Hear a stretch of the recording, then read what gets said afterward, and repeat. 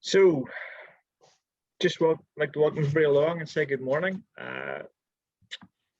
It's fantastic to see such interest in our session this morning. Believe it or not, the webinar has been far and wide. So we've had interest from the Philippines. So everybody from Porto down to the Philippines, from Belfast to Bangkok. So it's been greatly received and lots of interest in our session this morning. For those who don't know me, my name is Eddie Salmon. I'm the Head of Account Management at Investors and People. And I've also had the genuine fortune of working with lots of great companies within the province. And I know that there's quite a few in attendance this morning, so it's good to see everybody. Just before we start, I just want to say a couple of quick thanks. Firstly, to the Department for Economy for providing the opportunity to host the session today. Greatly appreciated. Secondly, to Gordon and Tom for being prepared to share their experience and expertise around apprenticeships and giving up their time. And lastly, for everybody joining this morning to make it the event that it's going to be. So we can see the participant numbers are still going up, which is great. So today should be informative, but it's also informal. And it's all about what really you can get out of it today to take back to your place of work. Realistically, to help make work better. And that's the focus of Investors and People. So regardless of the element of work, whether it's for the people side of things, health and well-being, whether it's for apprenticeships, it's actually about making work better. So if you do have a question to raise today after the guys, I'll have a chat with the guys, please, I know there will be a number who will, by all means do, but you can use either the Q&A function, which you will see at the bottom of the screen, or as we work through our session, if you want to use the chat box, what we'll do is, time permitting, we'll come back to the chat box or the Q&A at the end of the session. And if we can give you an answer, we will give you an answer. And if we can't and need to take it away, we'll catch up at a later date during the week. So that's where we are. Thanks for joining us. So I suppose the key question is, why are we here? So simply today is about hearing two leading experts on apprenticeships, about their experience and how apprenticeship programs are making a difference to their respective businesses. And hopefully then taking some of the learning back and thoughts back to your own organization and your own approach to managing apprentices. And perhaps maybe it's about rethinking the apprenticeship structure in your business, or whether actually you should have an apprentice within your organization itself. So our focus today really is on good practice, best practice. We have two real powerhouses today to talk through their experience and how they manage apprenticeships within their organization. So rather than me talk anymore and introduce my guests, I would like them perhaps to introduce themselves. So if I can start with you, Gordon, if you could just tell us a little bit about your background, the job that you do, and the organization you work for. Okay, Eddie, thanks very much. First of all, I must say that I'm delighted on behalf of myself and my organization, NIE Networks, to be involved in this important event to discuss the importance of apprenticeships.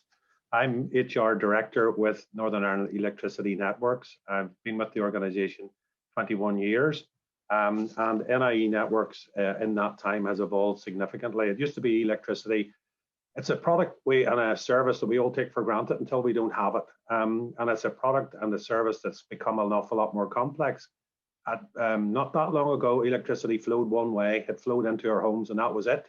Now, any of us can buy a solar panel or generate wind in our back garden, and then seek a connection to then put electricity back onto the network and get money for it, as well as generate for ourselves. So we've had to deal with all that complexity. And what's happening is, you'll see this poster up behind me, working towards net zero. All electricity by 2050 has to be generated from renewables. We're currently at 44% in this part of the world, but there's a huge growth area in relation to skills in this space. You think we're all going to be driving electric cars. We're all going to be, our heat will change from either oil or gas eventually to electric heat pumps. And that all has to be facilitated to help with the renewable energy agenda. So our market is changing. We were a public sector company 30 years ago. We're now a private sector company. We've got lots of competition. When we go to connect a new customer, there's 30 or 40 other competitors there bidding for that work as well. So we've had to be on an efficiency journey. And at one point running the network, we had well over 3,000 people. We've now got 1,200 people doing the same job, only it's a much more complex job nowadays. That transition has been facilitated by a grow your own philosophy. And that philosophy is that we bring our people in as apprenticeships and graduates and grow them through the business. And I suppose the analogy I would use in terms of setting the scene for this is, I have never grown my own anything until this time last year. And then obviously with the pandemic, there was all this really good PR around about people should get into growing their own vegetables. So I now can successfully grow tomatoes, peas, lettuce, all of that sort of stuff. And the key thing is when you grow it yourself, you really value it more. It tastes better. And when there are shortages, you don't, you're protected. And it's the same analogy as I would use for apprentices. For 50 years, our organization has been growing apprentices, and growing your own means there's a lot of value in that process. And 96% of our apprentices go on to stay with the company and have successful careers. And we've got directors, and our current training manager, who was just appointed last year, came through our apprenticeship. So a good story to tell, and certainly would be very happy to convince any that are skeptical of apprenticeships about the approach and how to structure it and how to make it work for you. Thank you, Gordon. And do you see your vegetable growing as a sideline at some stage in the future, or you just stick to being your character for NIA? My skill set is quite limited, but a bit of success. The tomatoes in particular, lettuce not so good. And yourself, Tom, tell us a bit about yourself and your background, the job you do there at Bentley Motors. Thanks, Eddie. Gordon, I can certainly advise cauliflowers. It's an absolute treat. The size of your own grow your own cauliflowers you can get. So yeah, thanks, Eddie. My name's Tom Russell. Again, a pleasure to be here today. To be able to give you Bentley's perspective on these things and how we really utilise our trainee programs for the good of the business and to drive our future strategy. I joined the business about 5 years ago as a skills development officer. My role now within the business is the early careers manager. So I look after everything from our primary school engagement at one end of our attraction pipeline, all the way through to running our programs, apprenticeships, graduate schemes, undergraduates, intern programs, through to sort of masters and PhD, supporting those students we have through the business as well, and making sure that everything we do delivers the right skills at the right time to the right place in the business for current skills gaps, but also maybe more importantly for future skills gaps that the business foresees coming.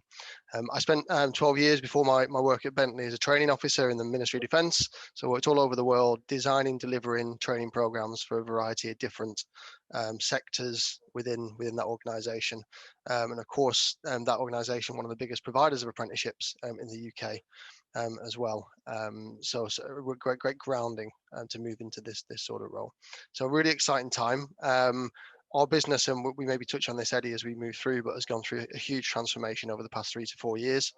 If you look back to 2015, when I joined the business, we were producing amazing vehicles, but the automotive sector has changed hugely in that time. And our new Beyond 100 strategy really focuses on what we need to do by 2030. Recent government targets mean that we have to achieve only electric fleet by that time, and we've got a really strong pathway to do that now. And I'm really pleased to say that we see trainees and apprenticeships as an absolutely key part of that strategy to get us there and develop the skills that we need and through to 2030. And as I've said, I've also got my own veg patch as well, so we'll maybe be exchanging tips at some point, Gordon. In terms of Tom, in terms of the Bentley Motors, the market that you serve and the global span of the organisation, typically, who's a Bentley driver? How many cars are there a year? I mean, is it a mass market? Is it a niche market? It's certainly low volume. So if you look at our most recent year, we had actually a record year last year, despite the challenges you would expect the automotive sector had last year. It was a challenging year. We didn't reach what we maybe hoped to reach, but we did have a record year of just over 11,000 cars. And as you say, it's a global market. Our market split is relatively even across the world. Some markets obviously perform stronger than others because different parts of the world at the moment are at different stages when it comes to their restrictions and their COVID response. So we're on an upward trajectory. We are developing a number of different derivatives and lines as we move forward. And the business has changed, as I said, over the past year to really focus on, by 2023, a hybrid for each derivative. and they will go into different markets at different times depending on the prevailing legislation. By 2026, a fully hybrid fleet, and then by 2030, a fully electric fleet. So it's quite a complex environment given the different legislation for different markets. The typical Bentley customer question you asked is an interesting one.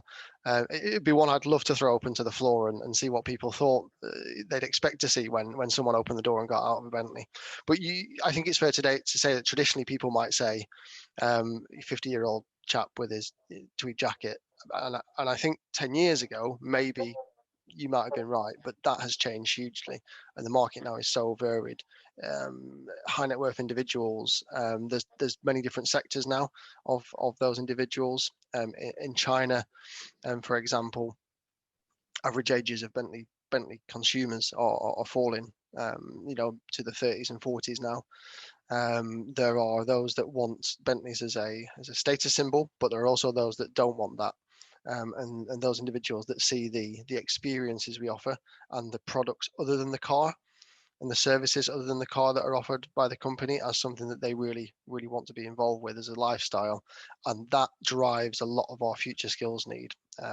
Yes, we still need that craftsmanship. We absolutely still need that luxury element, but there are now lots more things that we're going to be looking at in the future as a company that require different skills. And that's where growing our own talent really helps to support that future strategy.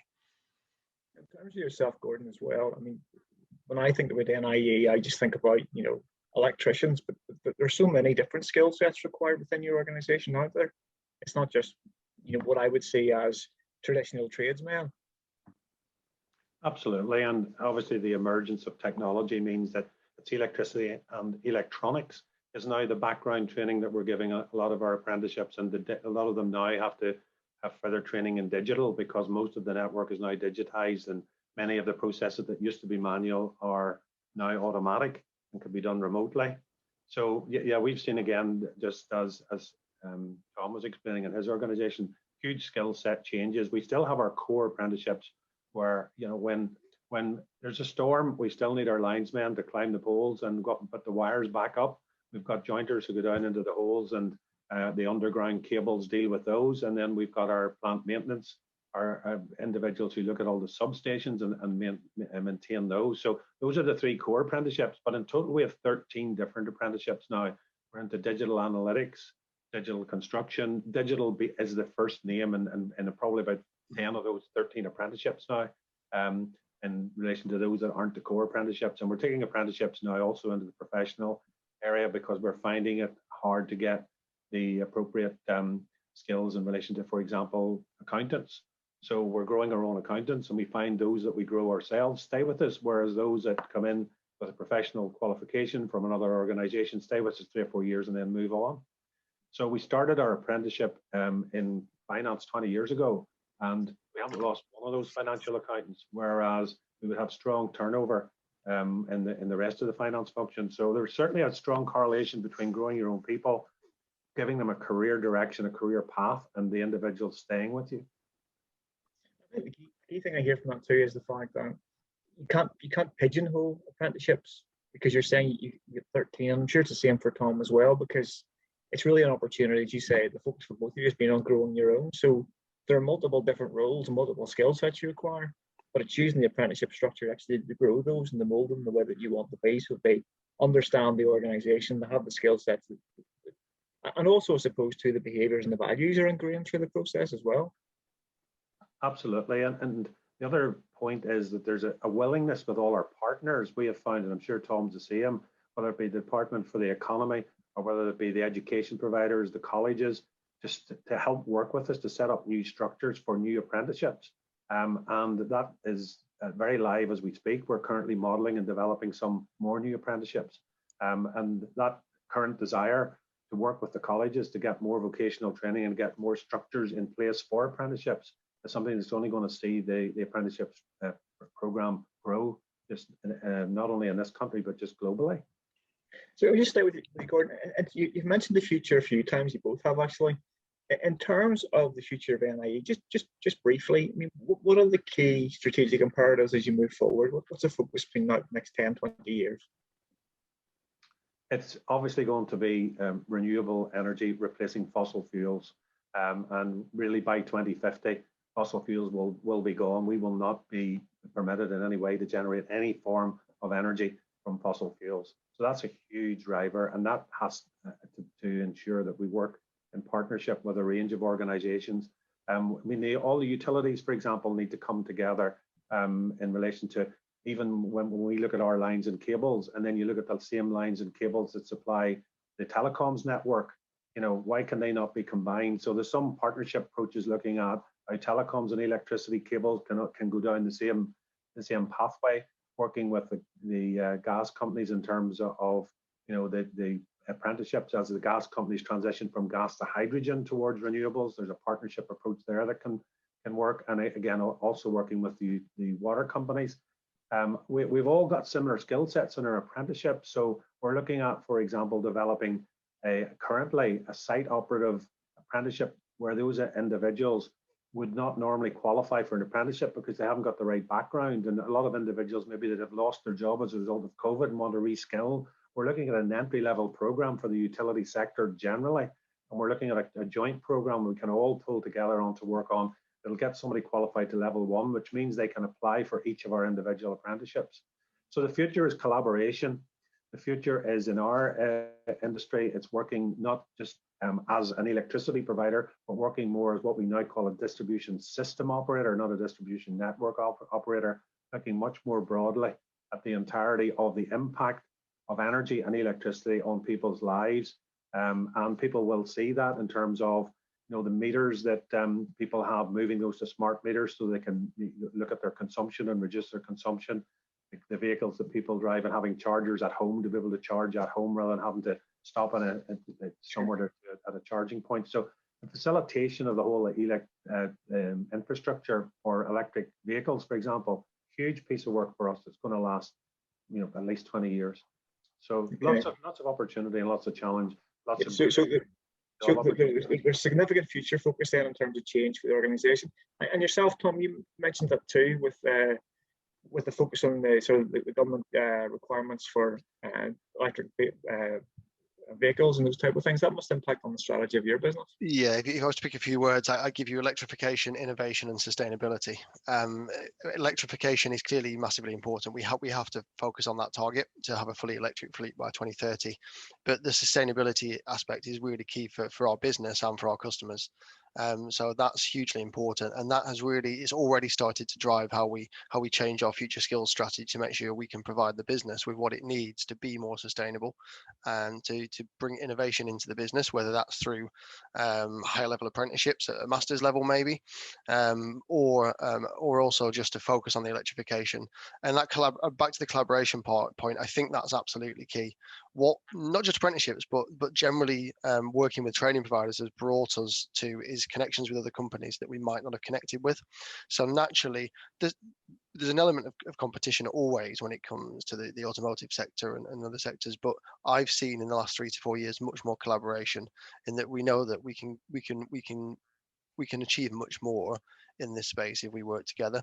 So organizations such as the Apprenticeship Ambassador Network, for example, to start to tell other people about how apprenticeships can be really good for a business, but also to allow our apprentices to network and start to understand what they could do for best practice when it comes to their line of study by talking to apprentices from other networks. And also the training providers. I think some of the really key, the strong training providers that I've worked with have started to bring the companies together. I think that's a really strong message as well, that through apprenticeships, we started speaking to some companies about best practice, about skills development that maybe we would never have had that contact with. For our, and I'm not just talking new apprentices we bring into the business, for our colleagues that we put onto apprenticeships and to study, they've now started to interact with, to pick a few names, AstraZeneca, Siemens, IBM, companies that maybe you wouldn't naturally put Bentley next to, but that collaboration and networking really strengthens their study as they move forward because they get to understand different best practice. I think when it comes to the apprenticeships we have and how they're expanding to meet electrification, sustainability and innovation, we've seen a growth from about 5 in 2016 different apprenticeships to 30 absolute explosion in the number of apprenticeships that we're providing as the business. You'd imagine the engineering technician, you'd imagine the lead manufacturing operative working on the production line, and when it comes to our wood skills and our trim skills and our paint shop. But we've got healthcare technicians now. We've got supply chain degree apprenticeships. We've got lots of improvement technician, practitioner, specialist, which is the Six Sigma line of apprenticeships. And then when you look at business and project management, we're growing those areas as well now. And we've really started to use the level 4 apprenticeships to fill some of those more immediate skills gaps because of the shorter nature of them, 18 to 24 months when it comes to things like data analysis and project management. It gives the business a really quick impact for those new skills coming in. And that's where we've identified certain skills gaps, especially when it comes to, for example, sustainability. Well, how can we use data better and quicker to drive sustainability gains? Well, let's start to upskill our staff in data analysis so they can make more use of the data that they've got. And that's we started a cohort in January of 35 colleagues on a data analysis program, and we're already starting to see some really good benefits from that. So the returns are really quick. So thanks. So what I hear from both of you is that there's a focus on the future. You both have very clear strategies about what the business has to achieve in the future if you're going to be sustainable and to grow and to achieve your vision and your mission. I suppose what I'm also hearing is that apprenticeships are actually core to that strategy. Would that be fair, Gordon? That's how you would feel with NIE? That part of that future strategy. I think we've talked once before about this, and you said actually it's built around the apprentices as a platform. Yeah. I mean, we see the apprenticeship as the foundation of our entire HR strategy. That's why in my role as HR director, I look after all of the apprenticeships, technical training, and the graduate programs. We integrate all of those as part of our HR strategy. So we have a diagram which we put up to deliberately provoke the apprentices when they join us, and it shows the apprenticeship at the bottom, and then it shows all the different career routes right up to director role in our organization. And of course, the diagram shows the apprenticeship at the bottom, and they all start saying, if the apprenticeship is so important, why is it the bottom, the very bottom of the structure? And the analogy is, what do you build a house on? You build a house on a foundation, and you need a strong foundation for that house to stay up. And the apprentice program is not at the bottom, it's the foundation of everything we do within HR. And then we then build the diagram and show people all the various career routes. But it's a good way just to really get the message across to all of the apprentices joining us. You are in a program that is the foundation of everything that we do. And for 50 years now, I mean, we started it simply because we had no option. Around 50 years ago, all the local government providers decided this was too specialist. They weren't going to do it anymore. They were going to go into the much more broad-based skill sets. And that this is a high-powered electricity skill set, which was big for us because we're taking somewhere between 14 and 40 apprentices a year. At any point in time, we have 60 apprentices. But is that mass market? No, it's not. So our skill set is niche. And so we've had to develop ourselves, our apprenticeship selfishly. But now, as a result of that need, it's now core to everything that we do. And when you look at our senior management team, the number of them that have come through our apprenticeships and the number that stay with us, we're in this for the long term, and it's a significant part of our future. And just as Thomas said there, we've moved also from the level 2 apprenticeships to level 3, 4, 5, and we now have an apprentice to graduate scheme to provide that life career journey for people so that they're taking qualifications with them as they progress in their career as well. And the apprenticeships support that. And the structures are there. It's great to see the structures are there and to have the local support from colleges and universities to help us get everybody as they develop in their career the appropriate apprenticeship qualification. Absolutely. And yourself, Tom, too, strategically, apprenticeships sound very, very important yourself, because you mentioned the data analysis side of things in itself. Outside of what you need to build the motors. Absolutely. And I can build on what Gordon said in a second about how we've made the apprenticeships a core part of the strategy, because I think I'd happily sit here and say I absolutely believe they are a core part of our strategy moving forward, but we've had to make it so, and it doesn't happen sort of automatically. I was just going to build quickly on what you said about the whole levels. Our graduate scheme that we bring in as well is a consideration I'd advise anyone to do, in that we try and put them all on a master's apprenticeship, level 7 apprenticeship. it's a perfect progression for them. It's great for attracting the best talent into the business, but it also retains them as well. The business, our accountancy and taxation graduates, we only have 1 or 2 a year, but they do their CIMA level 7 through an apprenticeship. So that sort of activity really supports our retention and our recruitment as well. But we've last year in 2020, we actually didn't have any apprentices. It's the first year in I think over 40 years that Bentley Motors did not have an apprenticeship intake. That was made for obvious reasons with the pandemic and difficulties we were having in the business as far as being able to support those apprentices coming in. We didn't feel it was appropriate to have an intake last year. So we then went back to the drawing board almost and thought, well, where does this apprenticeship strategy sit, and how can we make it? How do we ensure that it's core to the business moving forward? Because we had to effectively turn around to the business and go, this is why you need apprenticeships again. Because we hadn't had any in 2020. We'd had a 2-year gap for an intake. So we went back to the drawing board of that whole justification of why it's a core part of our strategy. Was that linked to your business plan, basically? Yeah, so it was a really useful activity to do anyway, because I guess we'd not really had to do it. It had just sat as part of our core anyway, and it was recognised. So we went to 2 things, which I think was really key. We went to our core competencies. So the work that our central strategy office had done on core competencies for the business. And we also went to our strategic workforce planning. And from those 2 things, we were then able to align where trainees fit into those two things. And by making it clear to the business that we could really provide and support for the core competencies moving forward and for the strategic workforce planning needs, we could say to the business, we can fill some of the gaps here with a really strong apprenticeship and graduate strategy. So it all tied in nicely. And when we went to senior level presentations and board level presentations to say, this is next year's plan, and this is why we think it's so important, it made it so much easier to do, because it tied in with the whole narrative of the company's future strategy, and put it right at the center of that. Gordon, if you could just build a little bit on the apprenticeship program itself. I know you have a training centre. Just briefly, you mentioned maybe, is it 30, 40 apprentices you'd have at one stage, maybe 60? So what are the numbers like, and typically what's the program in terms of duration, or is there a typical program? I think a point that is really worth making is the traditional old-fashioned apprenticeship. There was an awful lot of classroom time, and you were into probably year 3 of the apprenticeship before you started getting value for the apprentices.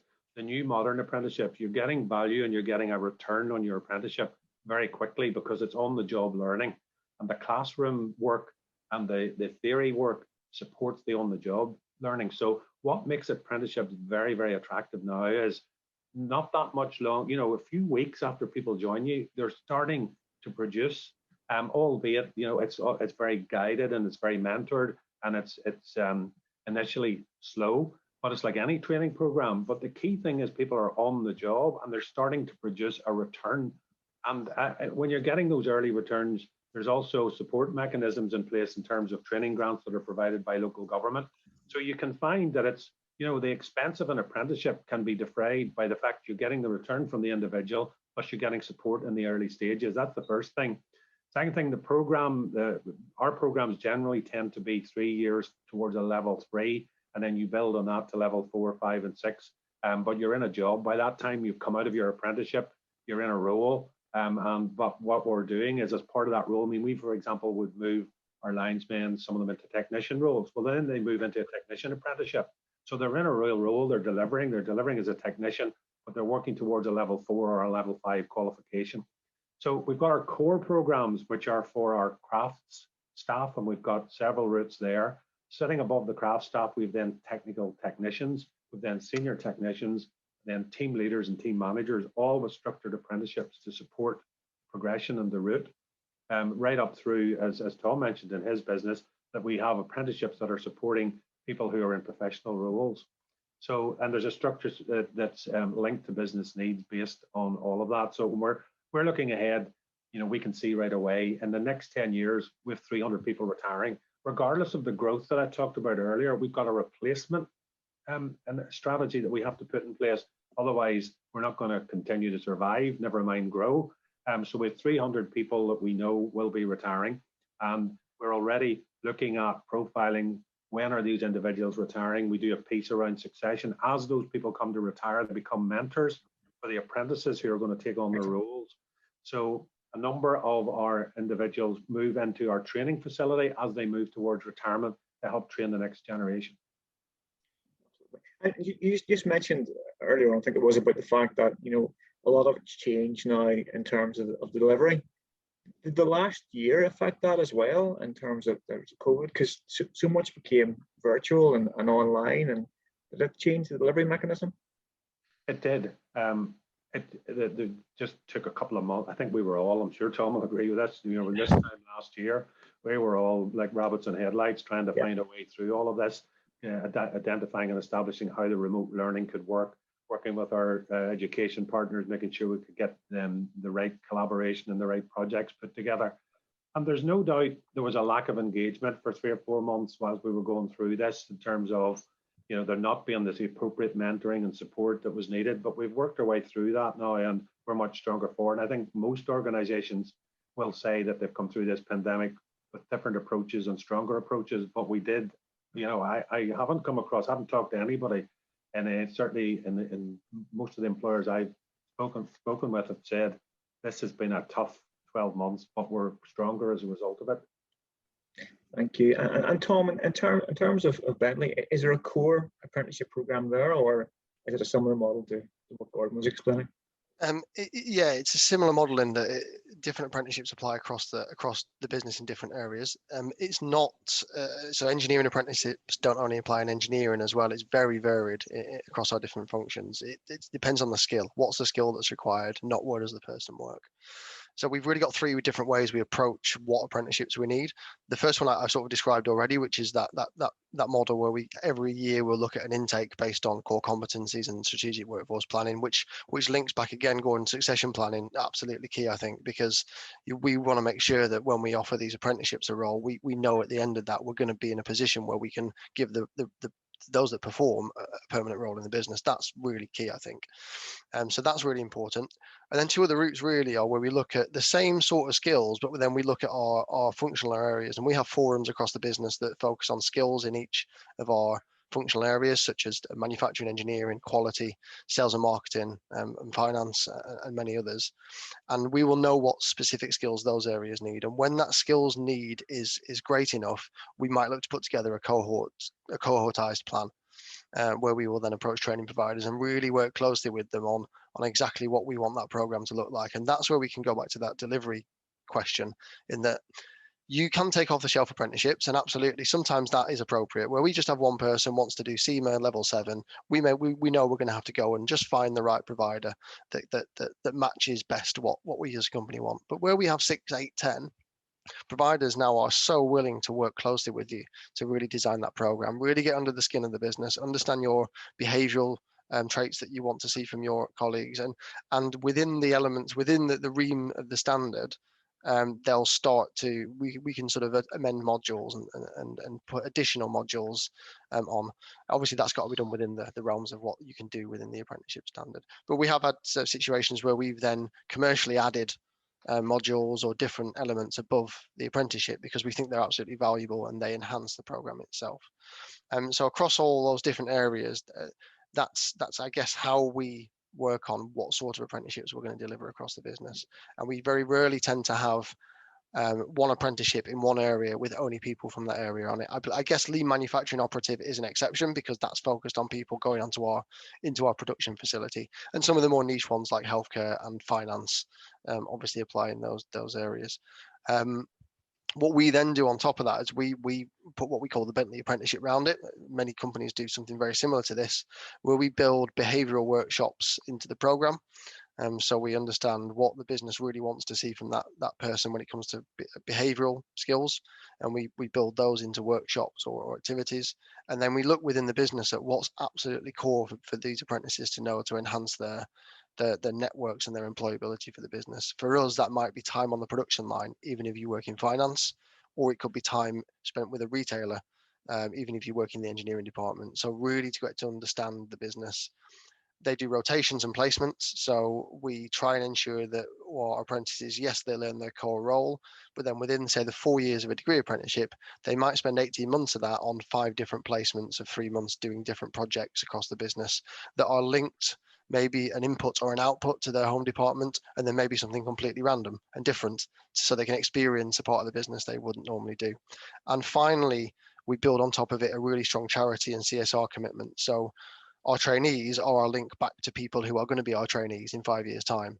So it's much better for me to put a 19-year-old degree apprentice in front of a classroom of 17-year-olds than it is for me to stand there and go, these are great, you really want to think about them. I mean, that's good, but it's much better if you can have the person that's 2 years ahead of them saying, I'm really enjoying this. You get paid whilst you learn. I'm having an input to such an amazing brand, and it really helps attract people to our business. But it's also great development for the young person as well, for their presentation, communication, organizational skills.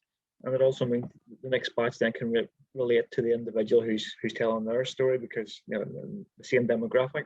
I suppose from the outside looking in, I see you both as two heavy engineering organizations.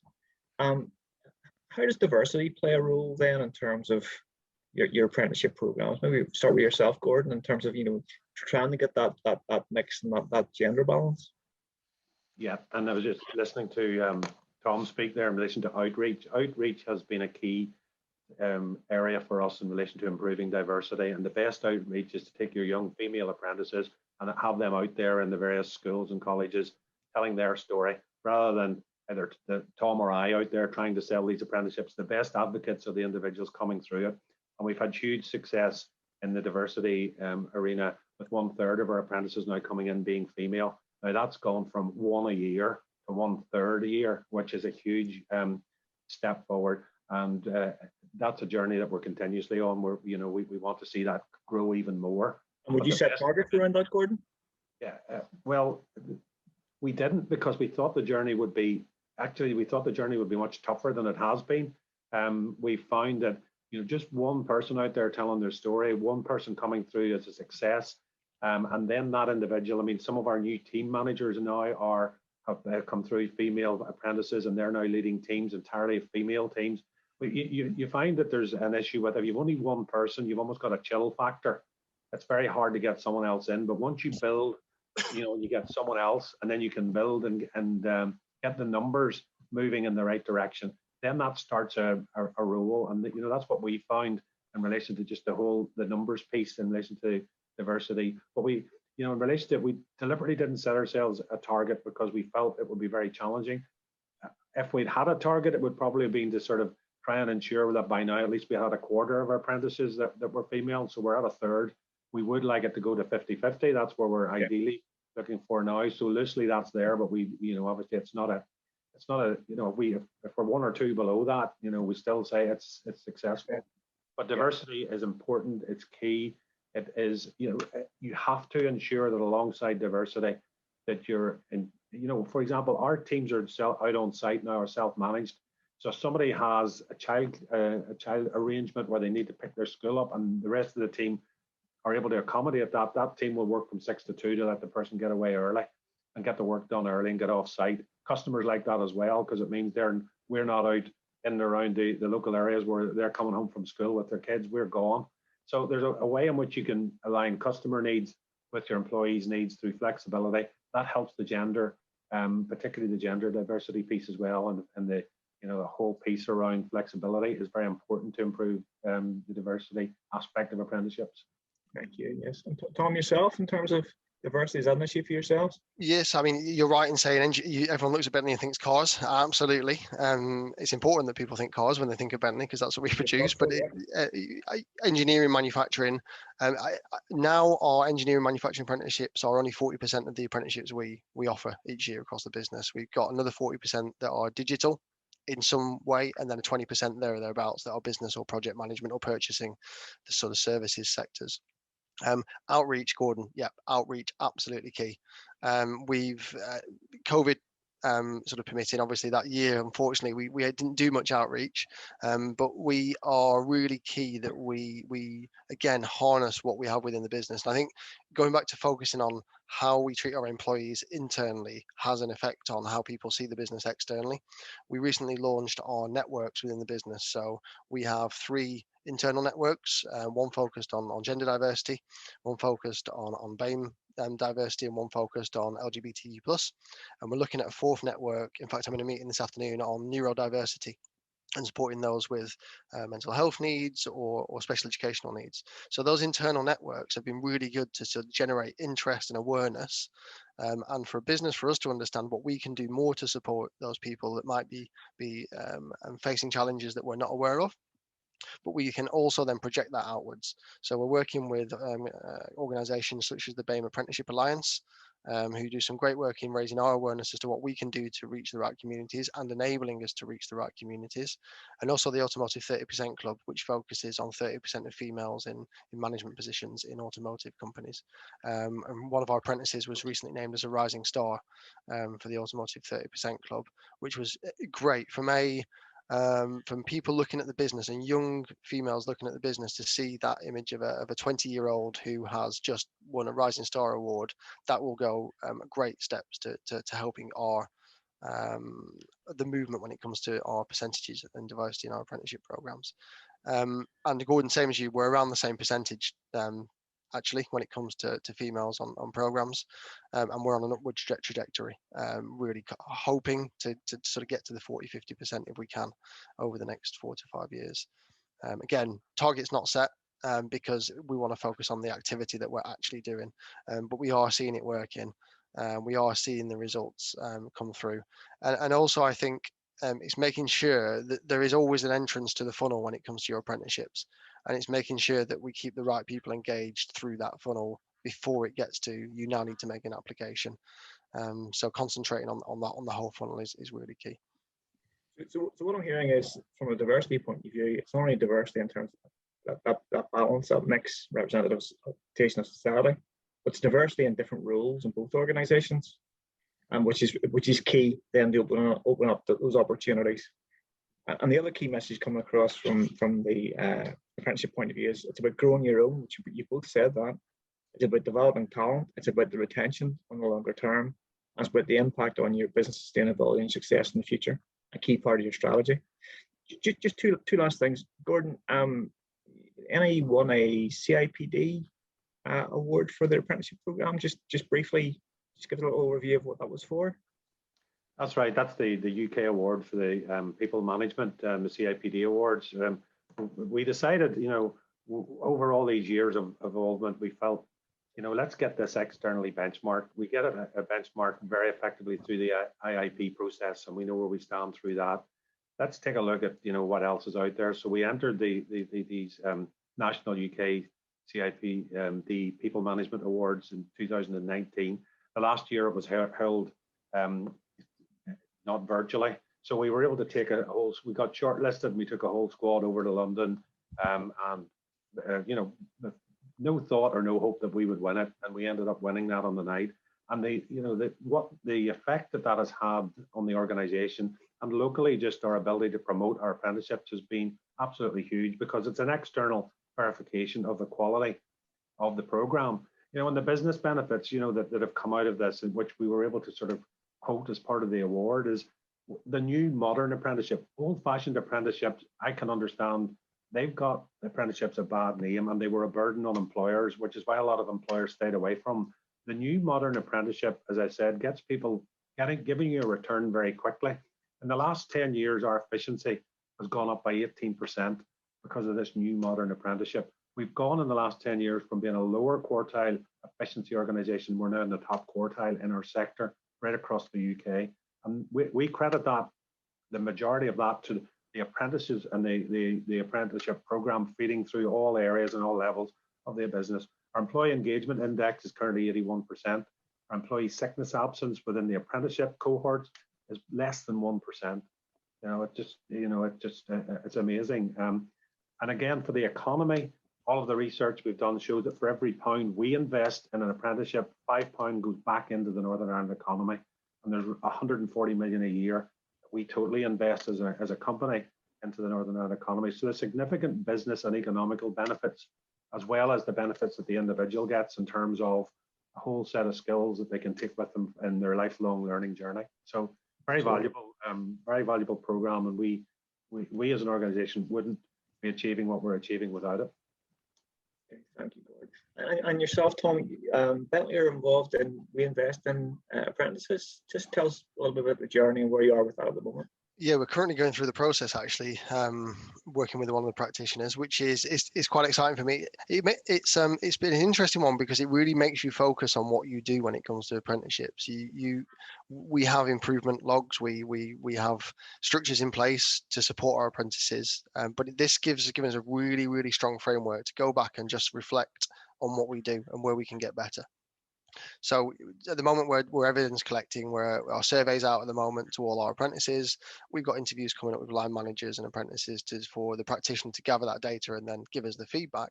But what it's allowed me and my team to do is look at the framework, look at what the framework that was developed with employers and quite a wide range of stakeholders said was the gold standard, the platinum standard, hopefully, for apprenticeships, and really use that to drive our programs forward. So we're already identifying some development points from that, where we go, you know what, we think we do that, but we could do it better, and that will give our apprentices a much better experience. So I think that's so far we're already seeing a return within 2-3 weeks of starting the process. Fantastic. That's something you would recommend to anybody having, in terms of using that framework, in terms of looking at how you can improve, where the benefits are, and validating good practice as well. Yeah, even if you don't feel you're ready for the full accreditation, the bones of the framework are available to get from the website, and I'm sure to use that as a starting point is fantastic.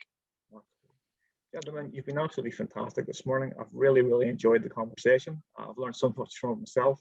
It's been interesting. I've looked at the participant numbers and they haven't moved for the last hour, which has been absolutely fantastic. So you've certainly been keeping everybody's attention. Just a couple of questions, if anybody would like to take them. In terms of, this is an anonymous question, in terms of someone who performs particularly well or good performer during the apprenticeship, is there any sort of reward that you build into your scheme for your apprentices? I mean, if I take it first, what we do is we have an annual day where we set aside, and we call it an achievements day, and we have several different awards for apprentices. We have Apprenticeship of the Year. We have the Best Apprenticeship Journey of the Year for someone that maybe found it very difficult and was maybe in a bad place and has come through. We have that type of award. So several awards. We have also apprentice mentors throughout the business, and we award those. So that particular day, our Achievements and Awards Day, is where we have every apprentice gets invited to that. It's a stand down day where they go out. It's a celebration effectively, and it's a celebration of what they do. So that's the main way in which we do it. There's also recognition and reward that can happen locally for local things that they'll do. If they're out on site and have supported a customer in a particular way, there'll be a recognition gift for that, which, you know, it's usually pretty small, a meal or something, but it's just to say thank you and recognize individual events. Thank you. Yeah, a similar way, I echo what Gordon said about the annual awards event. That's important. Our Best Apprentice Award is we're part of Volkswagen Group, as many people will know, is linked to Volkswagen Group's Apprentice Awards. So the winner of our Apprentice Award gets to go to the big plant in Wolfsburg for a couple, well, didn't this year, but usually gets to go to the big plant for a couple of days. And we try and tie our rewards firstly with what any employee would get. So we make sure that our apprentices, the benefits package mirrors our colleagues. So bonuses and access to a car scheme, you know, so they feel like they're part of the business from day one. But also we try and make them organic. So things that re-engage them with the business again, like Gordon said, little gifts or meals or things that they will do with their team, or something from the colleague shop, for example. Those sort of things, I think, it reinforces that it's the company rewarding that strong performance or behaviours that we see. Another question we have here is, can you put a current member of staff through an apprenticeship if they want to retrain in a new skill, or maybe moving from one role to the next? Customer service to web development, that type of thing. I could be a good person to answer this because I'm an apprentice myself at the moment. So I'm currently studying the senior leader apprenticeship. I put my hands up, Eddie, because I know England, Wales, Scotland, and Northern Ireland, there's sometimes slightly different rules. So obviously this is under the English system, but I'm studying a master's apprenticeship. The answer from my point of view is yes, we have more members of staff on apprenticeships than we have apprentices. At the moment, that will change as we have a big intake this year after last year's zero intake. But over 100 of our members of staff are studying apprenticeships, but it is aligned with their personal and professional development plans, and it has to show a benefit to the business. So we won't put someone who's on the production line through a master's digital degree, for example, but we will support them to say, well, how do you want to get there in the next 6 years? how would you work towards that if that's your true goal for a career? But yeah, absolutely, and it's a really, really strong way of upskilling your staff. Slightly different for yourself, Gordon? Yeah, very similar. I mean, okay. I'm just looking at the particular example there of someone from customer service wanting an apprenticeship in web development. The value in that to the organization is incredible. Someone coming from a customer-facing role into web development, you know, I mean, that's what we see through the personal development programs again that we have. If we people in one area of the business wanting to retrain in another area of the business, we see huge value in that because they bring the expertise from the other area of the business into the new area, and it creates a whole new dynamic. So we certainly encourage that as part of personal development and personal growth. If people want a career change, we will support that. It has to align with business needs in terms of how many we can do each year. But if we can't do it for someone in the year that they want, we just say to them, well, let's revisit it next year if we can make it work for you. So we keep it on the agenda. But it's a very powerful thing to do within an organization. Just the last question we can take off the chat, and whoever's put a question on, we will get back to you, is that someone's asked there about the minimum age for starting an apprenticeship within your organisations and the minimum qualification threshold. Start with yourself, Gordon. What would that look like? Yeah, ours is 16, and it's currently we require a minimum for the level 3. Now we're looking at a level 1 entry program, as I told you, which we're in development with at the moment. But at the minute we require 3 C's at GCE or equivalent, and must be maths, English, and a STEM subject in there. That's our minimum requirement for a level 3.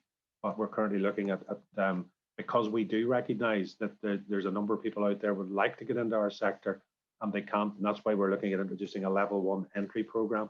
But currently it's 3 C's, maths, English, and a STEM subject. Yourself, Tom? Yep, similar for level 3s. Obviously the standard itself, so the entry requirements for, if it's a degree apprenticeship for the degree, we will work with the university that's providing it to say, what do you expect? And that will drive the grades that we require. We don't tend to overstate grades. You know, if there's a minimum requirement, we will go with that, and we'll let then the sift and play out in our assessment process. If someone does come with 3 A stars, they're obviously a very strong candidate. From an age point of view, we see 16 and 18-year-olds apply, 16-year-olds for level 2 or 3, and then 18 plus for 4, 5, 6 programs. But there's no age limit on it. So we had a 38-year-old start a level 3 apprenticeship 2 years ago, for example. Career change was, you know, appreciate this, the salary would be lower than someone at 38 might be expecting to get, but it's a path into a career that builds into a good salary very quickly as the training progresses. I think just going back to your point, Gordon, on the level 1 program, it's key for us as well. We recognize that there's people that might not have the level C or the grade C or grade 4 GCSEs to get into a level 3 apprenticeship. So we did a bit of work with the business to look at what's really needed in that production environment. And that's why we're looking at level 2 apprenticeships this year and having our first intake of intermediate apprenticeships, because we can then lower the entry grades for that to give a wider pool of people that opportunity to join the business. That's us for time, guys. Listen, can I genuinely thank both of you? That has been absolutely fascinating. It's held my attention. As I said before, the numbers haven't changed, the participants. It's held their attention for an hour. You've done a first-class job. Really, really informative, very, very detailed. I've taken a lot from it myself in terms of the role that apprenticeships play in the future strategy of both your organisations. Just let everybody who is online at the moment, we are recording this. We will be sharing the link, and the few questions that we have left on the chat box, we'll get back to you at that stage and we will answer. So thank you very much for your time. Thanks everybody for staying with us. Really appreciate it. Tom and Gordon, first class. Couldn't thank you enough. And hopefully catch up again soon. Thanks very much indeed. Cheers. Thanks, Eddie. Thanks all. Thank you.